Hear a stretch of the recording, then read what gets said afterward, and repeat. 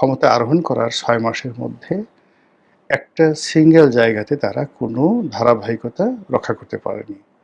তারই ফলস্বরূপ জামাতের সাথে এনসিপির সাথে তাদের যে সম্পর্ক, এটি সারা বাংলাদেশের কেউ এখন পর্যন্ত বুঝতে পারছে না যে এই সম্পর্কটা কি অহিনকল সম্পর্ক, দা-কুমড়া সম্পর্ক, বন্ধুত্বের সম্পর্ক, অভিনয়, নাকি আরো অনেক কিছু।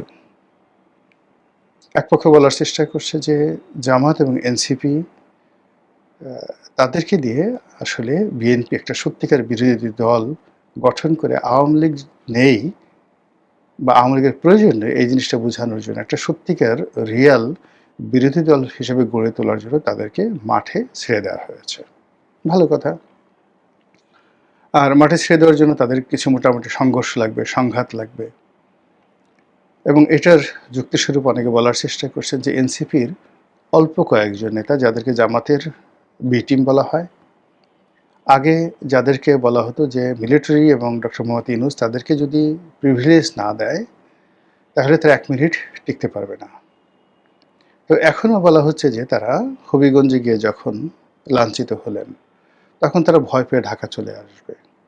কিন্তু গাড়ি ভাঙলো, হাতে একটু আঘাত হলো, তারপর তারা গালাগালি করতে করতে গোলাপগঞ্জে গেল, সিলেটের গোলাপগঞ্জে গেল, জৈন্তাপুরে গেল এবং সেখানে গিয়ে সমাবেশ করলো ইত্যাদি ইত্যাদি। এটা হলো কি করে? নিঃসন্দেহে এদের যে অবস্থা পেছন দিক থেকে যদি একটা স্ট্রং তাদের পেছনে যদি একটা শক্তি না থাকতো, সেই শক্তিটা অবশ্যই বিএনপি, অবশ্যই তারেক রহমান, অবশ্যই প্রধানমন্ত্রী, এবং তাদেরকে এমনভাবে ছেড়ে দেওয়া হয়েছে যে যা বেটা গালাগালি কর, আমরা এই কাজগুলো করব, একটু হাতে আঘাত লাগবে, সামান্য একটু রক্ত ঝরবে, কখনো কখনো কিছু ঘটনা ঘটবে, কিন্তু তোমরা ক্ষতিগ্রস্ত হবে না। কিন্তু হয়তো বিএনপির ৫টা ছেলে ক্ষতিগ্রস্ত হবে, এনসিপির মধ্যে কারো হয়তো চোখ চলে যাবে বা কারো হয়তো হাত ক্ষতিগ্রস্ত হবে। এরকম অনেকে নানা রকম গল্প তৈরি করে বলার চেষ্টা করছে, বিশেষ করে আওয়ামী লীগের লোকজন, যে এটা একটা সাজানো। আর এক গ্রুপ বলার চেষ্টা করছে যে মূলত জামাতের সঙ্গে আর এনসিপির সঙ্গে একটা দ্বন্দ্ব এবং সংঘাত শুরু হয়েছে।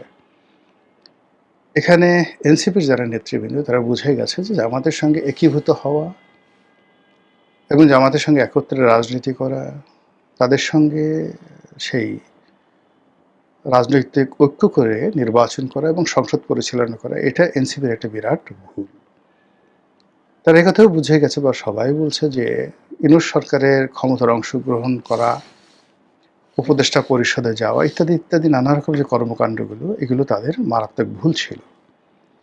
এখন এগুলো যে যতই বলুক না কেন, বাস্তবতা হলো যারা এই সমস্ত কথাবার্তা বলছেন এদের প্রায় সবার বিরুদ্ধে আর্থিক কেলেঙ্কারি, এদের সবার বিরুদ্ধে অনৈতিক কর্মকাণ্ড, এবং গত ২ বছরে তাদের পোশাক আশাক, কথাবার্তা থেকে শুরু করে বডি ল্যাঙ্গুয়েজ থেকে শুরু করে সব কিছুতেই এতটা বিরক্তি যে জনগণ তাদেরকে আর ভালোবাসার চোখে, শ্রদ্ধার চোখে দেখে না।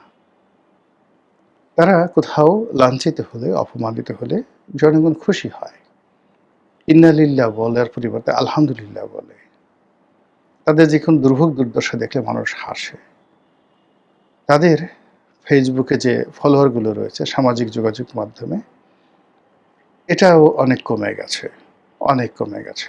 তো এই অবস্থা যখন চলছে তখন প্রায় প্রতিদিনই দেশের বিভিন্ন জায়গাতে তাদের সঙ্গে বিএনপির যে সংঘাত হচ্ছে, যে বাকযুদ্ধ হচ্ছে, যে মুষ্টিযুদ্ধ হচ্ছে, এবং যে বিপর্যয় একটার পর একটা নেমে আসছে, ইতিমধ্যে মামলা মোকদ্দমাগুলো হয়ে গেছে। এখন এর পরিণতিতে এই দলটি, নব্য দলটি মারাত্মক বিপদে পড়বে। অনেকে হয়তো বলার চেষ্টা করছেন যে এইভাবে তো মানে মার খেতে খেতে অনেকে এমপি হয়ে গেছে, মার খেতে খেতে অনেকে মন্ত্রী হয়ে গেছে, অনেকে সচিব হয়ে গেছে, আর এরা আগামীতে মার খেতে খেতে প্রধানমন্ত্রী হয়ে যাবে।